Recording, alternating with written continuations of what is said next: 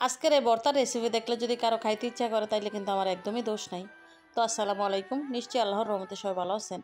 আলহামদুলিল্লাহ আমি ভালো আছি। তো আজকে কিন্তু একটা ভর্তা করবো। তো এখানে টমেটো, আলু, বেগুন আর হচ্ছে একটা মাছ নিয়েছিলাম। তো আমি অনেকগুলো মাছ ভাজিলাম রান্না করার জন্য, ওইখান থেকে প্রথমে একটা মাছ রেখে দিয়েছিলাম। তো এখন ওই যে আলু, বেগুন, টমেটো কিন্তু আমি আগে ধুইয়া কাইটা রাখছি। তো এখন মাছের সাথে দিয়া দিব। দিয়া তো দেখা গেছে একটু ভালোভাবে ভাইজা নিব তেলের মধ্যে। তো যেহেতু টমেটো, আলু একটু পাতলা করে কাটছিলাম, কালো বেগুন এগুলো কিন্তু সিদ্ধ হইতে একদমই দেরি হয় না। তো একটু লবণ দিয়ে দিলাম উপর দিয়ে সিটা দিয়া। তো মাছটা কিন্তু উঠাই নিলাম, যেহেতু আগে দিছিলাম মাছটা। তো এখন সবগুলা সবজি কিন্তু একটু উল্টায় পাল্টাই দিব যাতে সুন্দরভাবে সিদ্ধ হয়ে যায়।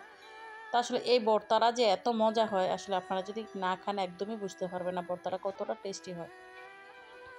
তো এই তো এক এক করে সবগুলা কিন্তু ভাজা ভাজা করে নিয়েছিলাম।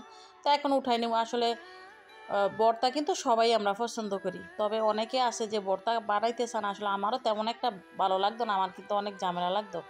তো আমি এই ভাইয়াদের বুদ্ধি দিই যে আফুরা রান্না করতে একদমই চায় না, আলসামি করে, তাদের একটা পেজ খুলে দিবেন, দেখবেন সারাদিন আপনি যা খাইতে চান তারা তাদের ওই পেজের ভিডিওর জন্য কিন্তু আপনাদেরকে নতুন নতুন রেসিপি, ভর্তা যাই খাইতে চান তৈরি করে দেবে। একদম একদম একটা টেকনিক শিখাই দিলাম।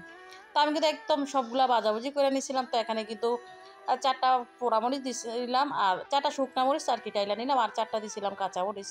তো এখন এই যে বেগুনের কিন্তু উপরের খোসাটা ফালাই দেবো, যেহেতু এগুলো সিদ্ধ হলে একদমই খুব সুন্দরভাবে উঠানো যায় আর কি।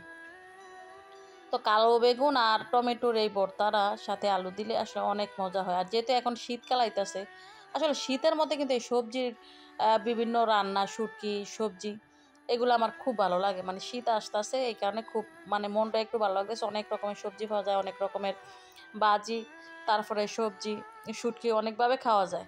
তো দেখেন আলুটা একদম পাতলা করে নিয়েছিলাম, একদম আলুটা কিন্তু খুব সুন্দরভাবে সিদ্ধ হয়ে গেছে। তো সবগুলা কিন্তু একেবারে বাইগা নিলাম। আর এই ভর্তাটা আমার মনে হয় যে পাঙ্গাস মাছ দা করলেই ভালো হয়। তো যারা পাঙ্গাস মাছ খান না অন্য মাছ দা করতে পারবেন।